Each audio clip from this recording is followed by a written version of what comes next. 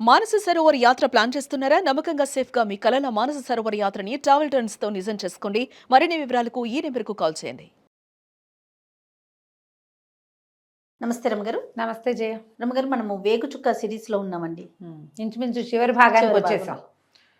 ఎప్పుడైతే ఇలా సైనికులు మాయమైపోవటము, డబ్బులు మాత్రము వెనక్కి రావటము, దీని మీద ఇక రాజుగారు మంత్రి బాగా ఆలోచించుకున్నారు.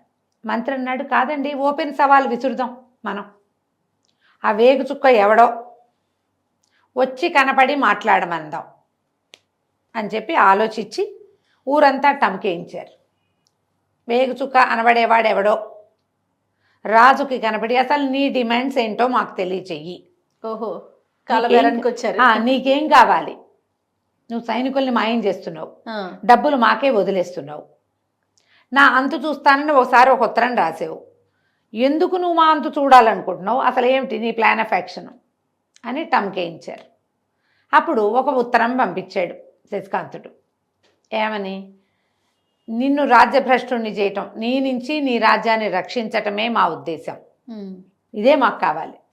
నువ్వు ఎప్పుడు ఎక్కడికి రమ్మంటే అక్కడికి వస్తాను. కత్తి యుద్ధమా, ద్వంద్వ యుద్ధమా నీ ఇష్టం, మల్ల యుద్ధమా నీ ఇష్టం. ద్వంద్వ యుద్ధం, నాతో పోరాడి నన్ను జయిస్తే నీ రాజ్యం నీది, నేను నిన్ను జయించానా నీ రాజ్యాన్ని ఇక నువ్వు లేనట్టే, ఈ రాజ్యం నీ రాజ్యం అయిపోయి వాళ్ళు హాయిగా ఉంటారు. నీలాంటి కర్కోటకుడి చేతుల్లో ఈ రాజ్యాన్ని ఉండనివ్వకూడదన్నదే నా ఉద్దేశం అనేసరికి రాజు చాలా బలశాలి, మహేంద్ర భూపతి, మల్ల యుద్ధంలో అద్వితీయుడు. శశికాంతుడు కుర్రాడు. సరే, యుద్ధానికి తయారుగా ఉన్నావు, నువ్వు ఎప్పుడు వస్తే అప్పుడు మేము రెడీ. రాజు శశికాంతుడు ఇద్దరు అదే వేగుచుక్క ద్వంద్వ యుద్ధం చేయబోతారని ఊరంతా తెలిసిపోయింది. ఊళ్ళో జనమంతా చేరిపోయారు. వాళ్ళందరికీ ఆ రెండో వాడెవడో వాడే గెలవాలి, వాడు ఎవడైనా సరే, వీడు మాత్రం ఓడిపోవాలి. భరించలేక ప్రజలు ఈ రాచరికం లేదా ప్రభువో అధికారి ఎవరున్నారో వాళ్ళని భరించలేకపోతే నాశనం కోరుకుంటారు. వీడు చచ్చిపోవాలి, ఏమైనా సరే వీడు సర్వనాశనం అయిపోవాలి, అవతల వాడు ఎవడైనా సరే మనకు అక్కర్లా, సర్వస్వంగా తర్వాత ముందు వీడు పోవాలి. రాణులంతా సిద్ధంగా ఉన్నారు, ఎలాగైనా సరే వీడి పీడ విరగడైపోవాలని కోరుకుంటున్నారు. వాడెవడో వాడే గెలవాలి, భర్త గెలవాలని ఒకళ్ళు కూడా అనుకోలే. సరే, మొత్తం పెద్ద పెరేడ్ గ్రౌండ్ లాగా ఏర్పరిచారు, పెద్ద ఎరీనా ఏర్పరిచారు. రాజుగారు సిద్ధంగా ఉన్నాడు. ఈ లోపలికి వచ్చాడు శశికాంతుడు, గుర్రంతో ముసుగు వేసుకుని వచ్చాడు. ముసుగు తీసేసరికి ఈ విమల తెల్లబోయింది. విమలకి తెలుసు, ఈ ఊళ్ళో ఎవ్వరూ శశికాంతుడి ఒరిజినల్ స్వరూపం చూసిన వాళ్ళు లేరు. అతను సత్రంలో ఉన్నా, వాళ్ళ ఇంట్లో అద్దెకున్నా అతను మధ్య వయస్కుడి వేషంలో ఉన్నాడు. వీడు మా సత్రంలో ఉన్నాడు, వీడు మా ఇంట్లో ఉన్నాడని అనుకోవట్లా, వాళ్ళకి తెలియదు. అసలు గుర్తుపట్టింది కేవలం విమల ఒక్కతే. అమ్మాయే చూసింది శశికాంతుడిని. వీళ్ళు ఆశ్చర్యపోయారు. కుర్రాడు, 25 ఏళ్ళు ఉంటాయి, వీడెక్కడి నుంచి వచ్చాడు, అసలు వీడెవడు, ఎవరబ్బాయి అని ఒకళ్ళ మొహాలు ఒకళ్ళు చూసుకుంటారు. మన ఊరు వాడు కాకపోతే మన ఊరి గోల వాడికి ఎందుకు పట్టింది, అంతే కదా. సరే, యుద్ధంలోకి దిగారు. అసలు ఆశ్చర్యపోయాడు రాజు. అమ్మో, వీడి కత్తి మామూలుగా లేదని. ఈ శశికాంతుడి కత్తి దెబ్బల్ని ముందు యుద్ధం చేసిన వాళ్ళందరూ రుచి చూశారు. వాళ్ళు చెప్తూనే ఉన్నారు, వాడి కత్తి మామూలుది కాదండి, అసలు కళ్ళు దిమూసి తెరిచే లోపల తలకాయలు ఎగరేసేస్తాడని. వీర యుద్ధం చేశారు. రాజుగారి కత్తి పడిపోయింది. రాజు సహజంగా బలశాలి, మహేంద్ర భూపతి యుద్ధంలో అద్వితీయుడు, కానీ ఆయన ఇప్పుడు టెన్షన్లో ఉన్నాడు. రెండవది, తను 50 దగ్గర పడ్డవాడు, ఎదురుగుండా ఉన్నవాడు కుర్రాడు, ఇంచుమించుగా కుమారుడి వయసు. పిల్లలు కలగల ఆయనకి, కలిగితే ఇంత పిల్లాడు ఉండాలి ఆయనకి. యువకుడి చలాకీతనం 50 ఏళ్ల వాడికి అనుభవం ఉంటుంది. అనుభవం ఒకటే చాలదు, చలాకీతనం కావాలి. వీడు చెయ్యి తిరిగిన వాడు. ఆయన ఏం చేశాడు, కత్తి పక్కన పారేసి మల్ల యుద్ధం చేయి నాతోటి అన్నాడు. ఆ మల్ల యుద్ధంలో కాసేపటికి శశికాంతుడు దొరికిపోయాడు ఆయనకి. ఆయన మల్ల యుద్ధంలో అసలు తను సాటొచ్చేవాళ్ళు లేరు. మహేంద్ర భూపతి, రాణులు, ప్రజలు అందరు ఇట్లా అరిచేతుల్లో పెట్టేసుకున్నారు. గుప్పెట్లో ఉన్నాయి ప్రాణాలు. ఏదో ఒక క్షణంలో కుర్రాడి మెడ విరిచేస్తాడు, కోడి మెడ విరిగినట్టు విరిగిపోతుంది అనుకున్నారు. ఎప్పుడైతే తనకి ఊపిరి అందకుండా అయిపోయిందో, వీళ్ళంతా హాహాకారాలు చేస్తున్నారు, అయిపోయాడు వేగుచుక్కని. చిత్రవ్రతుడు, మిత్రమా ప్రాణాలు రక్షించుకో అని కేకలు పెడుతున్నాడు. వినిపిస్తోంది గొంతు. వీడికి దానికి గుర్తొచ్చింది. మొట్టమొదట అడవిలో సింహం దూకింది 3 ఆడపిల్లల మీద. అప్పుడు సింహం తన మీదకి దూకినప్పుడు ఎట్లా సింహం మీద నుంచి తను తప్పించుకున్నాడు, సింహం ఇట్లా పట్టేసుకుంది. ఎట్లా తను తిరిగాడో జ్ఞాపకం చేసుకుని ఒక్కసారి గిరుక్కుమని వెనక్కి తిరిగాడు. కాళ్ళు పట్టు మీద తిరిగేసరికల్లా చేతులు బిగిస్తున్నాడు రాజు. కాళ్ళ మీద పట్టు లేదు. ఈ తిరిగేటప్పుడు రాజుకి మోకాలు వెనకాల తన్నేశాడు శశికాంతుడు.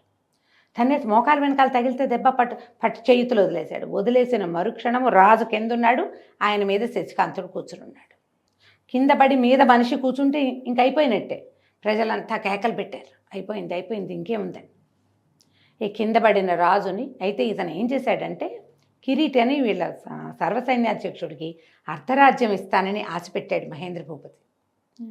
ఒకవేళ నేనే గెలిస్తే సరే, నేను ఒకవేళ గెలవకుండా వేగు చుక్క గనక గెలిస్తే కత్తి సిద్ధంగా పెట్టుకో, ఏదో రకంగా ఒక పోటు పొడు వాడు చచ్చిపోతాడు, అర్ధరాజ్యం నీది అని చెప్పాడు రాజు.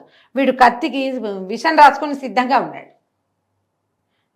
కిరీటి మొదట ఉన్నవాడు కిరీటిని బంధించారు. ఒక సైన్యాధ్యక్షుడు బంధింపబడ్డాడు. వాడి కింద ఉన్న వాడికి ప్రచండుడు అనేవాడికి రాజు ఈ ఆశ పెట్టాడు. వాడు రెడీగా నుంచున్నాడు. ఎప్పుడైతే రాజు కింద అయిపోయాడో వాడు కత్తి పుచ్చుకొని ఏదో ఒక సమయంలో వీడిని ఒక గుచ్చుకుచ్చితే చాలు, విషంగా ఉన్న కత్తులు కనుక తగిలితే మరణిస్తాడు. జనం ఒక్కసారి పరిగెత్తుకుంటూ వచ్చేసారు మొత్తం అందరూ లోపలికి. రావటం ఏమిటి, ఇంచుమించు రాజుని తొక్కిసలాట్లో తొక్కేసినంత పనిచేసి ఈ వేగు చుక్కను తీసేశారు వాళ్ళంతా. జయం జయం, శభాష్ శభాష్ అన్నారు. మా దుర్మార్గుడైన ఈ రాజు నుంచి, ఈ ఆడపిల్లల వేటగాడి నుంచి మమ్మల్ని రక్షించావు మా ప్రజలందరినీ అని చెప్పి కేకలు పెట్టారు. ఈ కత్తి ఎంత ట్రై చేసినా రాజును ఈ కుర్రాన్ని గుచ్చలేకపోతున్నాడు వాడు.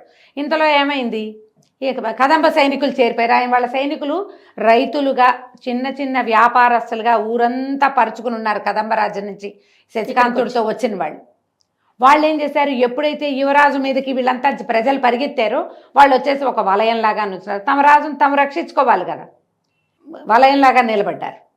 వాళ్ళని దాటుకుని వెళ్ళలేకపోయాడు వీడి కత్తి పుచ్చుకుని. ఈ లోపల కొంతమంది ఏమో ఈ పాత సైనికుల్ని, రాజుగారి దగ్గర అంగరక్షకుల్ని పెడరక్కలు విరిచి పట్టేసుకున్నారు. వాళ్ళలో ఈ ప్రచండు కూడా ఉన్నాడు. ఇంకా కత్తేది విషమేది ఇంకేమీ లేదు. అందరూ ఆశ్చర్యపోయారు. మంత్రి గారు ఈ కుర్రాన్ని గుర్తుపట్టలేకపోతున్నాడు. ఆయనకి ఏమనుంది, డిండిమ భట్టు మంత్రి. వీడు చూస్తే మామూలు రాజ్యంలో తిరిగే కుర్రాడు గ్యారంటీగా కాదు. వీడు వెనకాల ఇంతమంది సైనికులు ఉన్నారంటే వీళ్ళందరూ మామూలు స్వరూపాల్లో ఉన్నారు. ఎవరికి కదంబ రాజ్యపు గుర్తులు లేవు. ఏ రాజ్యం నుంచి వీడు వచ్చి ఉంటాడో తెలీదు వాళ్ళకి. సరే ఇక ఏం చేస్తారు, ఇగో వేగు చుక్కను రక్షించండి, అతడే మన ప్రభు అని ప్రకటించేశాడు మంత్రి గారు. అదే కదా యుద్ధ నియమం.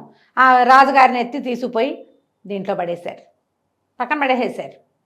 సరే తెల్లవారితే సభ, వేగు చుక్కకి రాజ్యాభిషేకం అన్నారు. అతను వచ్చాడు మర్నాడు పొద్దున. రాత్రి దీంట్లో అంతఃపురంలో ఒక రాజుగారి మహారాజు భవనంలో నిద్ర చేయమంటే ఇతను నేను ఇక్కడ నిద్ర చేయను, నాకు వేరే ప్లేస్ ఉంది, నేను ఇక్కడ ఉండను. ఎందుకంటే తెల్లవారి లోపల మళ్ళీ తన మీద ఎలాంటి కుట్ర జరుగుతుందో తెలియదు. ఇక్కడ ఉండను, నా ప్లేస్లో నేను ఉంటా, రేపు ఉదయం వస్తానని చెప్తాడు. రాణులందరూ సంతోషిస్తారు, అమ్మయ్య రాజు దొరికిపోయాడు, ఇక మనకు ఫ్రీడమ్ వచ్చేసింది. హాయిగా సంతోషంగా ఉన్నారు, ఊరంతా పండగ చేసుకున్నారు. మర్నాడు పొద్దున్న సభ తీరిస్తే శశికాంతుడు చిత్రవ్రతుడిని వెంట పెట్టుకుని వచ్చాడు. వచ్చేసరికల్లా సభలోకి ప్రవేశించాడు. రాణులందరినీ పిలిపించండి అన్నాడు. మహారాణులు 30 మంది వచ్చి సభలో కూర్చున్నారు. ఇతను ఏం చెప్పాడంటే, మీ రాజ్యం నాకు అక్కర్లేదు, రాజ్యం కోసం ఈ పని చేయలేదు, ఇంతమంది రాణులు ఉన్నారు, వీళ్ళల్లో సమర్థులైన వాళ్ళని మహారాణిగా చేసుకోండి. ఒకళ్ళు సైన్యాధ్యక్షులుగా, ఒకళ్ళు మంత్రిగా వాళ్ళే ఉంటారు. భర్త యొక్క రాజ్యం వాళ్ళది, వాళ్ళు ఎవరినైనా పెంచుకుంటారా, ఏం చేస్తారా, అవన్నీ వాళ్ళ ఇష్టం. వివాహాలు చేసుకుని ఇంకో రాజ్యం నుంచి ఏమైనా తీసుకుని అదంతా వాళ్ళ ఇష్టమే. నేను కేవలం ఒక సహాయం చేయడానికి, ఈ రాజ్యంలో ఈ దుస్థితిని తప్పించడానికి వచ్చాను. ఇది తప్పించకపోతే మా రాజ్యాల నుంచి ఇక్కడ మేము వ్యాపారం చేయలేం. మీ రాజ్యంలో ఉన్న దురాచారం మా రాజ్యాలకు కూడా పాకుతోంది. చుట్టుపక్కల రాజ్యాలన్నీ కలుషితం అయిపోతున్నాయి ఈ ప్రవర్తన వల్ల. ఇతని నిరంకుశ ధోరణి మాకు నచ్చలేదు, అందుకని నేను ఈ పని చేశాను, నేను కదంబ యువరాజు శశికాంతుడిని ప్రకటించేశాడు. ఆశ్చర్యపోయారు అందరూ. పక్క రాజ్యపు యువరాజు మన రాజ్యానికి వచ్చి ప్రజాకంటకుడుగా ఉన్నటువంటి ఈ స్త్రీలోలుడుగా ఉన్న రాజుని ఈ రకంగా నేలని పట్టించడం చాలా విశేషంగా అందరూ మెచ్చుకున్నారు. మాళవికని మహారాణిని చేశారు. ఈ కుందనవల్లి చాలా తెలివిగలది కదా, తెలివిగల ఉపాయాలు చేసే కదా ఎక్కడెక్కడి నుంచో మగవాళ్ళని తెప్పించేసుకుంది. ఆ అమ్మాయిని మంత్రిని చేసుకున్నారు. మీకు సహాయం చేస్తాం అంతే, మీ రాజ్యం మీరు చేసుకోండి. ఇక ఇక్కడి నుంచి ఈ రాజుగారిని ఆదర్శంగా తీసుకుని 5 పెళ్ళిళ్ళు 4 పెళ్ళిళ్ళు చేసుకుని ఉంపుడు గత్తెలను పెట్టుకుని వెధవేషాలు వేసిన వాళ్ళందరినీ కత్తిరించి పారేశారు. ఎవరైతే 4 పెళ్ళిళ్ళు చేసుకున్నారో వాళ్ళ ఆస్తులు కత్తిరించి రాజ్యంలో కలిపేశారు. వీళ్ళు కొద్ది రోజులుగా వీళ్ళ ఈ డబ్బులకి ప్రజలందరి దగ్గర నుంచి చాలా పెద్ద పెద్ద సొమ్ములు వసూలు చేశారు కదా, ఎవరి సొమ్ము వాళ్ళకి చేరేలాగా చేసేసారు. మాళవిక ఏం చెప్పిందంటే, రుద్రసేనుండి మేము సైన్యాధిపత్యం చేసుకుంటాం. అతని కూతురు ఈయన వల్ల చనిపోయింది, అతను మాకు సహాయం చేశాడు, అతను సమర్థుడు కాబట్టి అతన్నే మేము సైన్యాధిపత్యం చేసుకుంటాం. సరే, అక్కడి నుంచి చిత్రవ్రతుడితో కలిసి ఈ శశికాంతుడు వెనక్కి వెళ్ళిపోయాడు. మీకు ఈ మన విమలని మా చిత్రవ్రతుడికి ఇచ్చి పెళ్లి చేయండి అని అడిగాడు. వాళ్ళు కూడా ఒప్పుకున్నారు. ఈ అమ్మాయిని తీసుకుని వీళ్ళు తమ రాజ్యానికి, కదంబ రాజ్యానికి వెళ్ళిపోయారు. ఈ రాగమంజరి అక్కడ ఉంది కదా, రాజ్యంలో వాళ్ళ అమ్మగారి దగ్గర ఉంది. సరే, ఆ వాళ్ళిద్దరికీ వివాహాలు అయ్యాక వివాహానికి మళ్ళీ ఇక్కడి నుంచి రాణి మంత్రి అందరూ వచ్చారు. వచ్చినప్పుడు శశికాంతుడు చెప్పాడు, ఆయన శాశ్వతంగా జైల్లోనే ఉంటాడు. ఈ మగవాళ్ళు 2వ పెళ్లి చేసుకోవచ్చు అనే నియమం ఉన్నట్టే స్త్రీలు కూడా 2వ పెళ్లి చేసుకోవచ్చు అనే ఒక నియమాన్ని మీ రాజ్యంలో పెట్టుకోండి. మీరందరూ వివాహాలు చేసుకోండి. ఈ స్వేచ్ఛా విహారపు విధానానికి స్వస్తి చెప్పండి. ఆ పద్ధతి పెట్టుకోవద్దు. పతివ్రతలుగా ఉండండి. రాజులు లేదా అధికారులు ఆదర్శవంతంగా ఉండాలి. మీకు ఆదర్శం లేకపోతే ప్రజలు మీ వెంట ఉండరు. సంతానం లేకపోయినా మహారాజు కనుక ఏకపత్ని వ్రతుడు కానీ లేదా 2 ముగ్గురుతోనో ఉండుంటే ఇలా అయ్యేది కాదు. కాబట్టి మీరందరూ వివాహాలు చేసుకోండమ్మా. ఎవరి దారిన వాళ్ళు, మీ పుట్టింటి వాళ్ళు అత్తింటి వాళ్ళు అందరినీ మామూలు. కొంతమంది అసలు సంసారాలు కోల్పోయారు, అమ్మని నాన్నని కోల్పోయిన వాళ్ళు ఉన్నారు. వాళ్ళకి ఇంకా చుట్టాలు పక్కాలు ఉంటారు కదా, యథేచ్ఛగా మీ ఇళ్ళకి వెళ్తూ మీ కుటుంబాలతో స్నేహాలు నేర్పుతూ సంతోషంగా ఉండండి. ఈ మాళవిక కుందనవల్లి వీళ్ళంతా తమ రాజ్యానికి వెళ్ళి తర్వాత వాళ్ళ అమ్మా నాన్నలు చూసినటువంటి ఇలా వివాహితలు వీళ్ళ సంగతులు తెలుసు కదా, ఆలోచించి తమ జీవితాలకు సరిపడా ఎవరి ఏర్పాటు వాళ్ళు చేసుకున్నారు. కొంతమంది కుటుంబాలను తెచ్చిపెట్టుకున్నారు, కొంతమంది వాళ్ళ కుటుంబాల్లోనే ఎవరో వాళ్ళకి తగిన వాళ్ళని చూసి వివాహాలు చేసుకున్నారు. వాళ్ళు హాయిగా వాళ్ళ రాజ్యం హ్యాపీగా నడిచిపోయింది. ఈ వేగు చుక్క స్వరూపంలో వెళ్ళి పక్క రాజ్యంలో ఉన్నటువంటి విపత్కర పరిస్థితుల్ని సరిచేసినటువంటి శశికాంతుడు తమ రాజ్యానికి రాజయ్యాడు. చాలామంది చుట్టుపక్కల ఉన్న రాజ్యాలన్నింటికీ ఆదర్శప్రాయుడుగా నిలబడ్డాడు. కథ కంచికి మనం ఇంటికి. చాలా బాగుంది రమ్మగారు. నమస్తే. నమస్తే జయ.